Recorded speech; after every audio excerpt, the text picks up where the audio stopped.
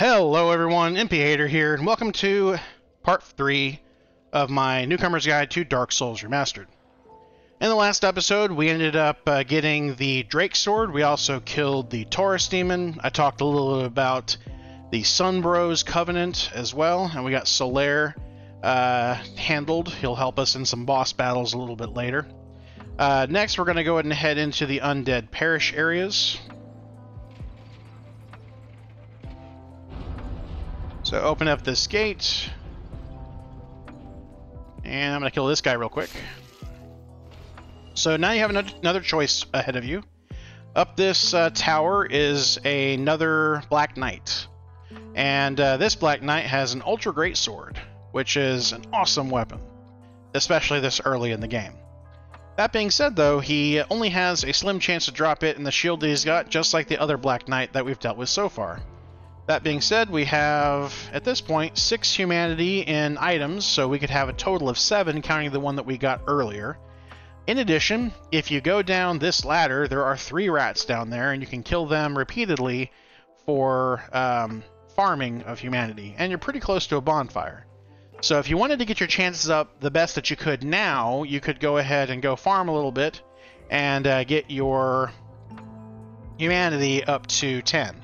And it's worth mentioning, too, that the rats have that as their rare drop, so the more humanity you have on you, up to 10, the higher chance you'll actually get more humanity. So that's definitely a plus. You could also wait until you have the covetous gold serpent ring, which will actually obtain in Sen's Fortress, and that will increase your chances of rare drops much, much higher. Again, though, I'm not worried about that. It's kind of up to you if you want to try it, but remember that I'm not going to be getting any items, or using, I should say, any items that you're not guaranteed to get. So I'm just going to go upstairs and kill him. This guy has a couple of, this guy has a few different attacks, but he has, I would say, 2 particularly devastating attacks. He has a downward slam, which will knock you on your ass, and then he also has this kind of ducking charge-up attack, where he'll do like an undercut with his weapon, or uppercut. I recommend trying to get behind him and backstab him. I'm always terrible with backstabs, though. Ooh. And he knocked me on my ass.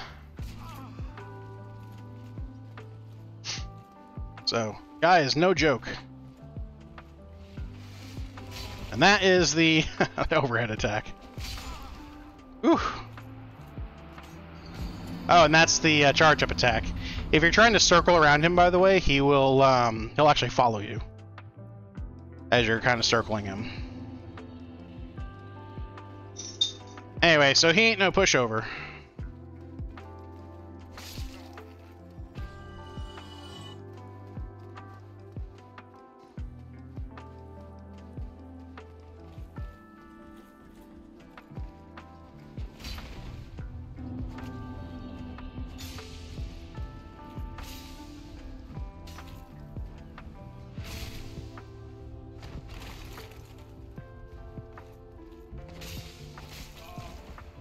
I thought I could kill him with that.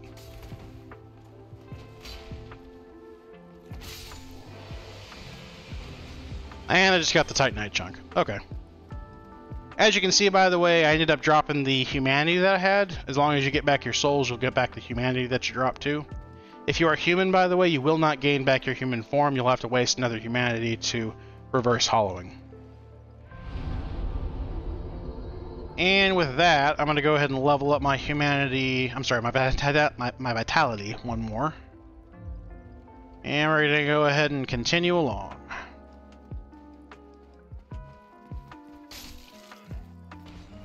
This boar, by the way, has a chance to drop his helmet. In my opinion, a pretty cool looking helmet. Oh, can't believe I missed that. Another waistcloth.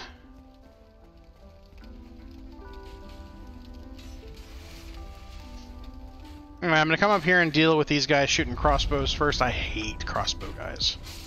Hate them, hate them, hate them.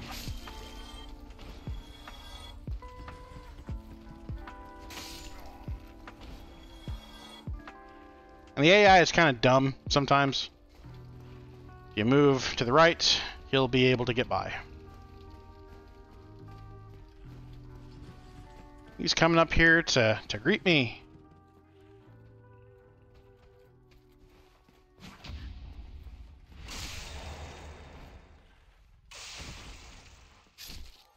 Okay, so let's talk about the boar.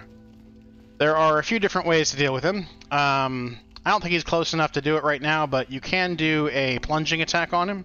You could probably make the leap here, maybe, and do a plunging attack. You can also do a backstab on these guys. Their butt is actually wide open, which is actually kind of funny because later in the game we'll run into some more of these guys, and they have a big bulbous thing on their butt, basically protecting it from backstabs.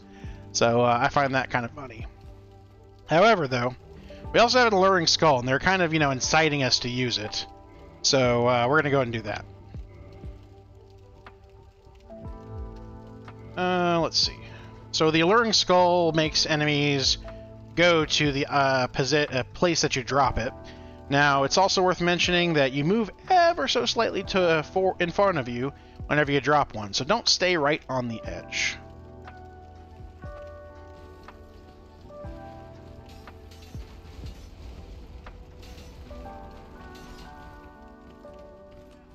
Shoot.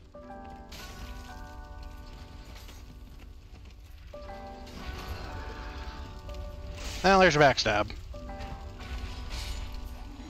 So it looks like I've been kind of loud because these enemies are coming up here. Usually they're downstairs waiting to ambush me.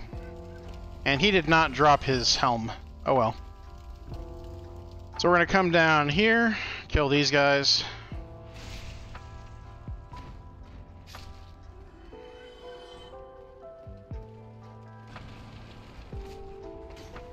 Oh, that was weird.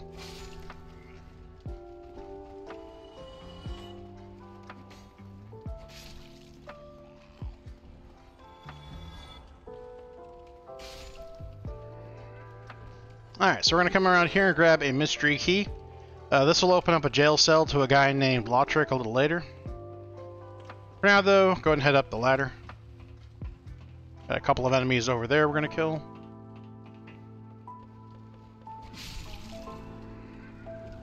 And then we're going to walk across the catwalk for another soul item.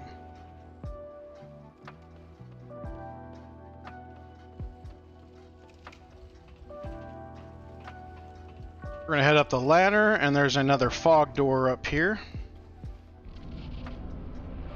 So we're now above the area that we were just in. We're going to make a right, and this is the first of the Baldur Knights. There are two versions of these guys. This one has a rapier and a round shield. And this one will do this kind of weird position where he points his sword straight at you. Whenever he does that, if you do one of your normal attacks against him, he will probably riposte you and kill you in a single hit. So don't recommend that. If he's doing it though, you can jump attack them.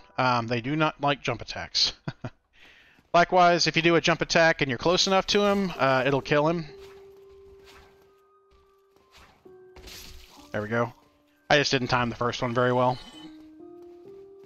Anyway, we have a Knight Shield. So the Knight Shield is actually your first guaranteed physical damage reduction shield that has 100%. So if you do not yet have a shield with 100% physical damage reduction, I would equip this one now. With that, though, we're going to go ahead and continue along.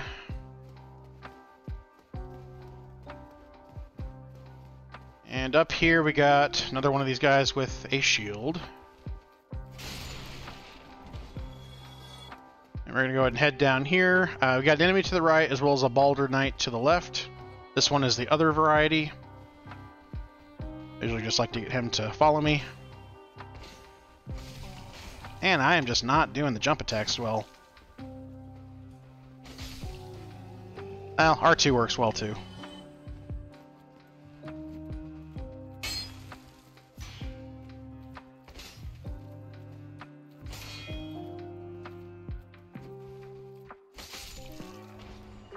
Okay.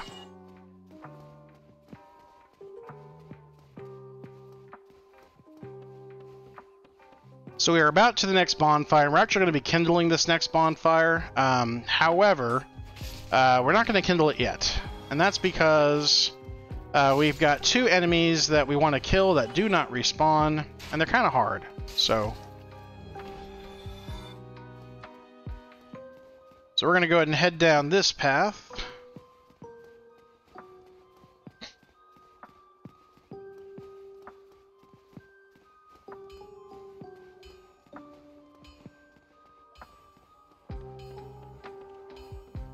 And that is Andre making that clanging noise, one of our blacksmiths.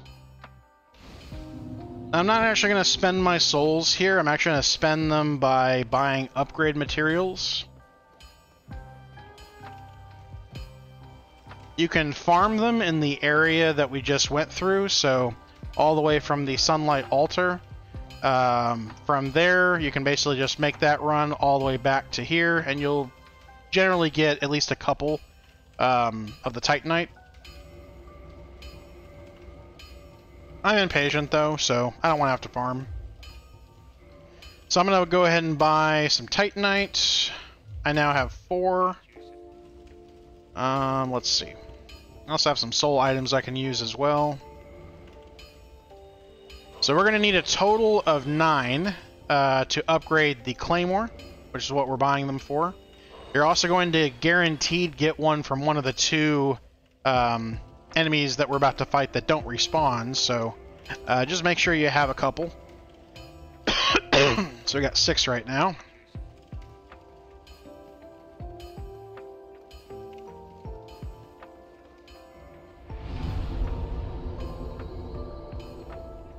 And before we head back up, we're going to go ahead and head down this path. This, by the way, is Sen's Fortress, so once we ring both Bells of Awakening, this is actually going to be the place that opens up. And this is Sigmire of Katarina. He is a thrill seeker. So talk to him and it will start up his quest, which involves him and his daughter. Wait until he says still closed and you're good. He'll help us in some fights later, so nice to have him along, so make sure you talk to him before you continue. If you forget about him, by the way, you can come talk to him anytime before you open up Sen's Fortress, so once you ring the second bell, he'll go inside on his own. So you want to talk to him before then.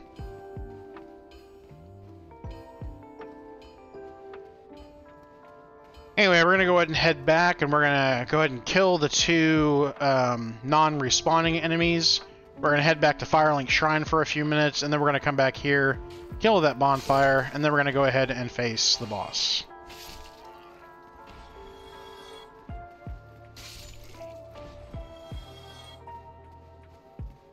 So the first one is on the right in here.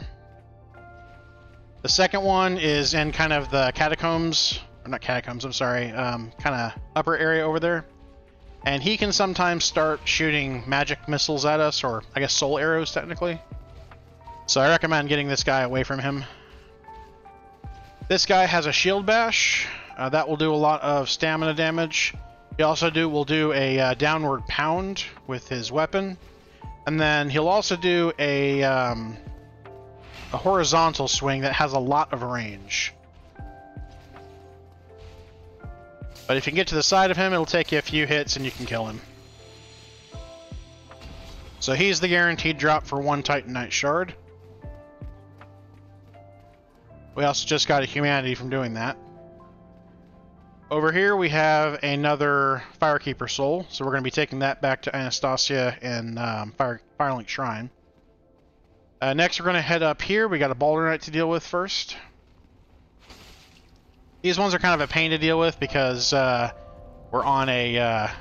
oh, jump attack. Anytime they're healing up, jump attack them. Always appreciated. Alright, so this Chancellor Wizard, not really sure what he's called, he will start buffing the enemies that are here. They'll become a little bit more aggressive, and they'll do more damage. So you want to basically deal with a couple of them at a time. And ideally, you don't want the Chancellor to come with them, so... if he comes with them, I guess I may have to just deal with him, but... usually we want the enemies to come to us first. And deal with a couple of them at a time.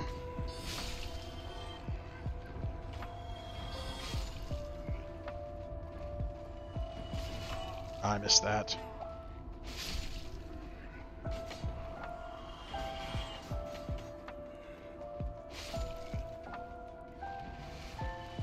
Okay.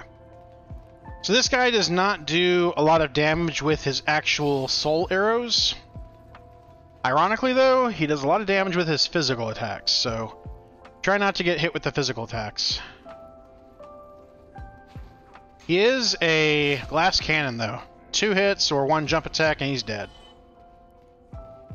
Anyway, we're going to go ahead and head in here for another soul item.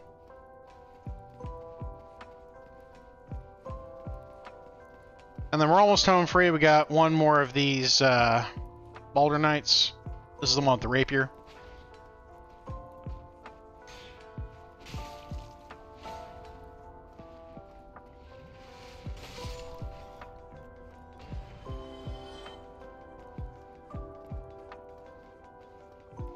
Alright, so we're going to head in here, go around, and there is a humanity item if you roll through this.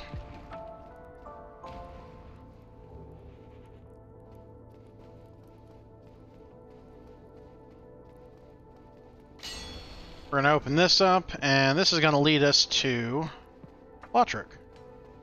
The mystery key that we got earlier will open up this door. Talked to him a couple of times, and he will show up at Firelink Shrine when next we visit. He says he'll give you a reward when you find him in Firelink Shrine later. Which is actually where we're going to head to.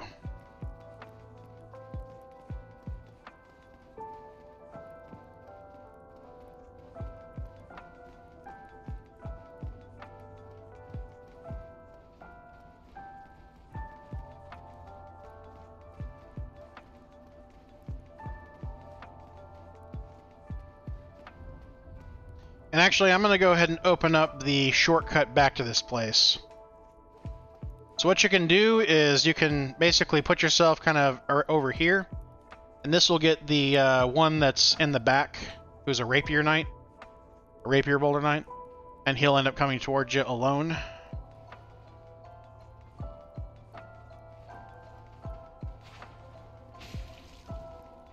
That's the stance, by the way. Jump attack that anytime you see it. Here's another one. Again, jump attack seems to be really effective against the one with the big sword and shield.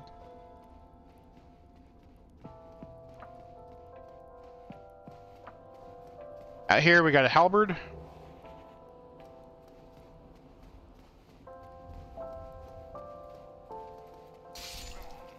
Down here we got an enemy as well as a basement key. The basement key is going to get us into the lower Undead Burg area, which leads to a boss called the Capra Demon. We'll come back to that a little later. So that'll open up the pathway back to the Sunlight Altar. Again, if you want to farm for Titanite, you can basically just run from the bonfire over there, kill all the enemies leading back to the other bonfire, and rinse and repeat until you got enough. If you don't want to spend the souls like I did. For now, though, we're going to go ahead and head down here. This is actually going to take us back to Firelink Shrine. And this is where we open up the pathway via the elevator.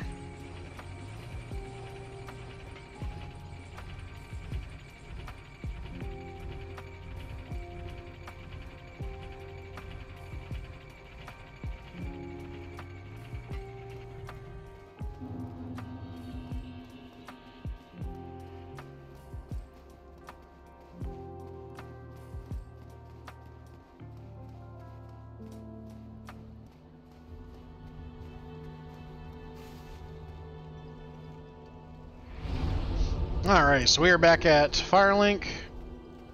We're going to go ahead and want to sit at the bonfire, by the way, and then head down. And then that will trigger him to show up. Go ahead and talk to him for your reward. So you got the Sunlight Medal now. Next, we're going to come talk to Anastasia. And we're going to increase our SS class to +2. So, now you have a choice to make. And unfortunately, I have to spoil something to make this choice make sense. So, this guy, being a member of the Sun Bros, he is eventually going to be become disillusioned with the Undead mission. And what he's going to do is kill the Firekeeper of Firelink Shrine. When that happens, Firelink Shrine will go dark, and you will no longer have this place as a bonfire. And for a lot of new players, that can be a pretty devastating thing, especially if you haven't been using, you know, your humanity and kindling bonfires, because again, the game doesn't really tell you that stuff. If we kill him now, actually I should say, if we kill him before we ring the second bell tower, or before we pick up the second, oh god, the second Firekeeper soul, which we'll find in Blighttown. Once we do either of those things, he will end up killing her, and you will actually not be able to deal with him until we get into Anor Londo much later. So you'll get his gear, by the way, if you invade him in Anor Londo. However, in my opinion, what you can get now is much better for the early game. So what I'm going to recommend you do is kick him.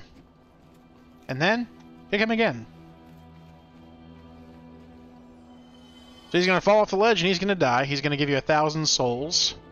And I'm going to show y'all a mechanic that you may not know about yet.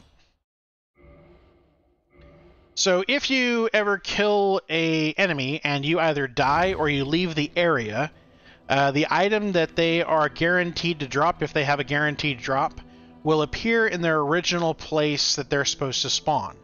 So in this case, this is his guaranteed drop, and this will give us 5 humanity and the Ring of Favor and Protection, which is by far the best ring in the game. So we're going to go ahead and equip that. But there's a caveat.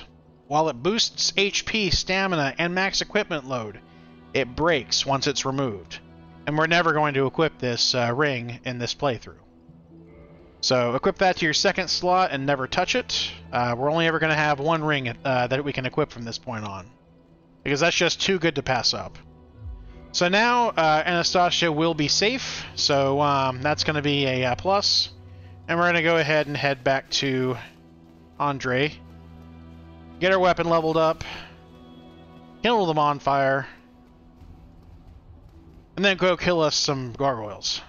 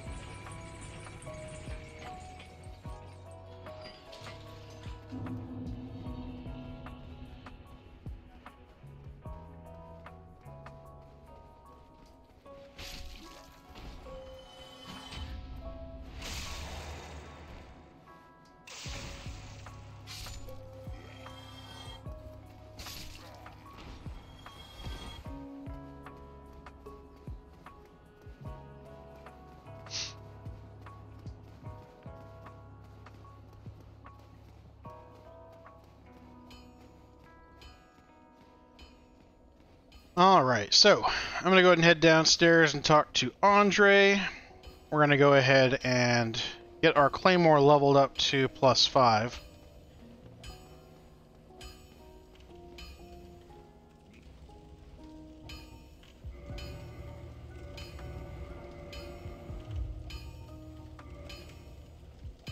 Let's see, we got 7. Need 2 more for 9, and we should be able to level up the Claymore all the way.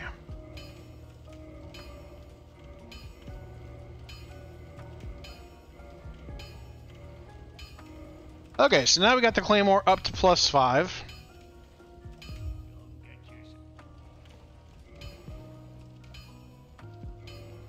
And let's go take a look at how it compares. So it deals 154 plus 34 in scaling. So our current weapon is still better, but not for very long.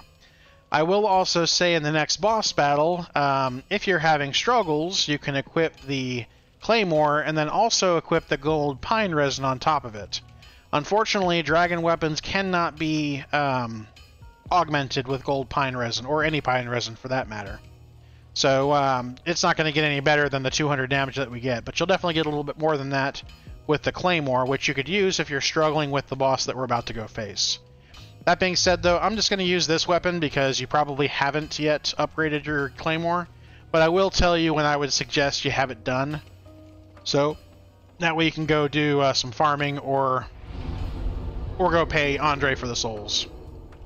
So at this point, we're going to go ahead and reverse hollowing. This is going to require 1 humanity to do this, so we've already got 2 at the top left, so we'll use 1 of them for that.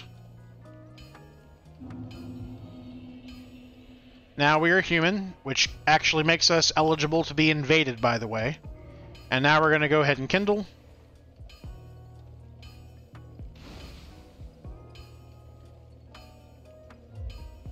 And now we're going to go ahead and head up.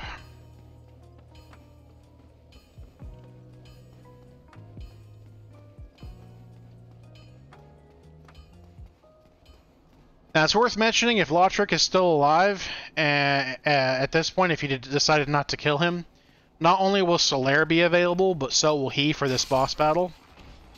And in a boss battle later against the Gaping Dragon, he and Solaire will also both be available. So you can actually summon both of them into this fight, as well as the Gaping Dragon fight. They say demon, Gaping Dragon.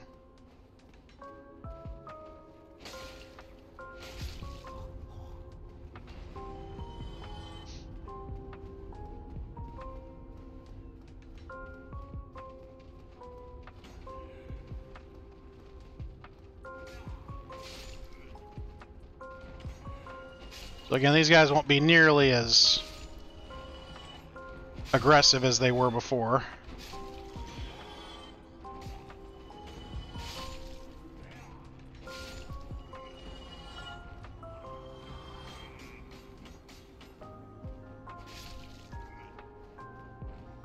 Okay. By the way, if you are playing the game and you have not yet rescued Lautrec, you must rescue him before you fight this boss. So, otherwise he will go back to the bonfire himself, and you will not get the sunlight medal that he would have given you for breaking him out. For now, though, we'll go ahead and head up, and as long as you are human, you will see Solaire's summon sign on the ground. Now, if you're playing online, you can also get the help of other players to do this as well. You can also drop your own white soapstone pad on the ground here. You can also drop one near the bonfire if you would like. In this case, though, we're going to go ahead and summon Solaire into this. Now, this is kind of meant to be easy mode, I guess you could say, since there's no real difficulty to this game as far as options are concerned. This is kind of the equivalent of making the game easier. I will say, though, that not every boss gets easier with assistance. A couple of them actually get harder. We're going to go ahead and step in here. And before I trigger the boss battle, let's talk about it. So this boss battle is going to consist of 2 gargoyles. One's going to come down first, however, alone. And it has a weapon on its tail that you can cut off. So we want to try to get, if you want to try to get all the weapons in the game, then you want to do that. We do have a second opportunity to do that, however, in Anar Londo. So if you don't get it this time and you happen to want the weapon, then you can go ahead and get it again later. But I'm going to go ahead and try to get every weapon in the game, so I'm going to try to cut it off. He has a halberd. He will swing left. He'll swing right. He'll also punch you with his left hand. He will also do a downward pound with his halberd, which can be a pretty devastating attack. I usually try to dodge out of the way of that. And then he'll also occasionally fly up into the air and then pound the ground as well. Once you get him to half health, the second one will join him. At that point, you'll be dealing with both of them. The second one likes to breathe fire a lot more than the first one does, which is kind of their final attack. So with that, though, pretty easy boss. If you are struggling with this boss, even with Solaire, though, you could go ahead and equip the Claymore at this point if you've leveled it up. And again, that will enable you to use the gold pine resin with it, and you can absolutely melt this boss. That being said, I would try to conserve the gold pine resin because I think it's more valuable against the Capra Demon than against this boss. So with that, we're going to go ahead and step forward and trigger the boss.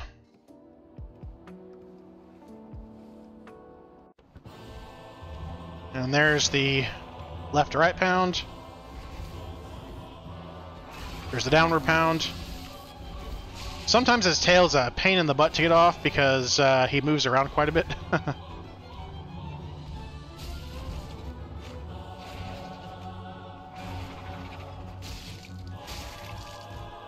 Oh no, he might not live.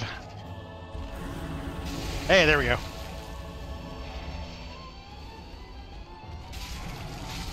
Alright, first one is down.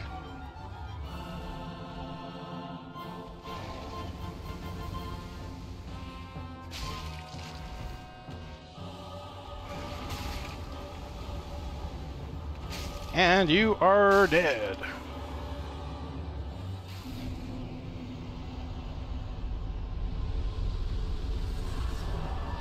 So if Solaire lives, you will get a Sunlight Medal. Otherwise, you are guaranteed to get the Twin Humanities. And again, the Sunlight Medals can be traded as part of his Covenant. And anytime you summon in help from him, you'll get one. If he lives. So we're going to head up the ladder here.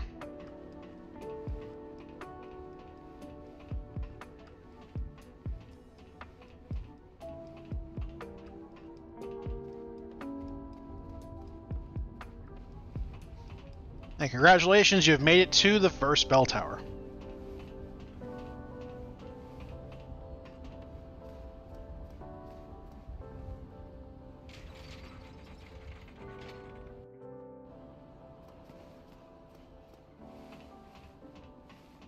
So we're going to go ahead and head back down. As you go down this second ladder, by the way, be careful. There's a guy down here who you might suddenly see him and be like, I'm going to kill you. Don't do it. Don't touch him. But talk to him. This is Oswald of Carim. He's got a gesture for you to learn. In addition, though, he can help you with your sins. He will allow you to request absolution. So in this game, if you attack NPCs or if you abandon covenants in certain ways, then what will happen is you will incur sins, and having sins will make you more eligible to be invaded in the game. So that's a consideration. If you want to make yourself less invaded, then you can come talk to him and request absolution, but it costs an exorbitant number of souls. So something like 10,000 for your first offense. So pretty expensive. He'll also help you abandon covenants. However, you can do that pretty much anytime. He also has the ability for you to purchase some items from him. So he has a couple of important items. He has purging stones, and he sells them for half the cost of the other NPC who sells them. Purging stones are important in the depths area. So when we go down there, we'll actually have a couple of curse purging stones by that point, but if you feel like you need more, you can buy more from this guy. Curse is, by the way, something that happens whenever these basilisk enemies, they'll basically spew this stuff at you, and if you're in kind of the fog that they create too long, you'll have curse, and it will immediately kill you. When you die from it, you'll end up reviving, and you will not have your full health anymore. You'll lose a chunk of your health every time you respawn. So, chunk of your max health. So just be aware of that. There are some benefits to it. We'll talk more about that when we get to that point, but definitely want to make sure that we have purging stones by that point. We will get 2 of them when we return to the Undead Asylum here in a little bit. Indictments, if you are playing online and you get killed by, you get invaded and killed by another player, you can report a trespass on them, and that'll basically put them higher up on the chance of being invaded themselves. He also sells Homeward Bones, of course. He also has a Book of the Guilty, if you want to see who's got indictments as well as who has sins. He also sells Karmic Justice. Karmic Justice is an auto counter feature against heavy damage. Really expensive, but can be really beneficial in the right hands. Velka's Talisman, which is a talisman that's required for casting miracles. He also has a couple of rings. Again, we'll have the ability to get some of these rings a little bit later, but if you, for whatever reason, miss them or you want to buy more of them, then you can come in here and buy that from him, but we won't need any of these items for quite some time. So, beyond that, we're just going to go ahead and leave him. We may come back to him later if we need to. For now, though, we're going to go ahead and leave. And we're going to head back to Firelink Shrine.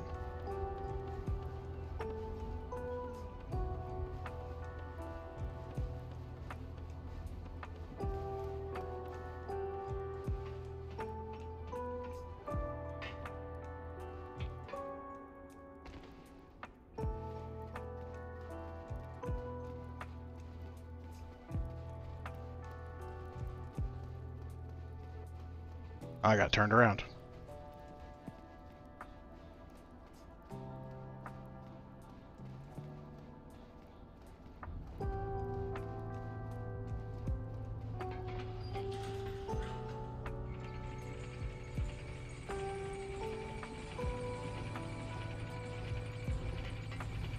Okie dokie, so we're going to head back to Firelink Shrine. And we're going to spend our souls. And then we're going to head to the Undead Asylum to pick up a couple of items for the next area that we're about to go into.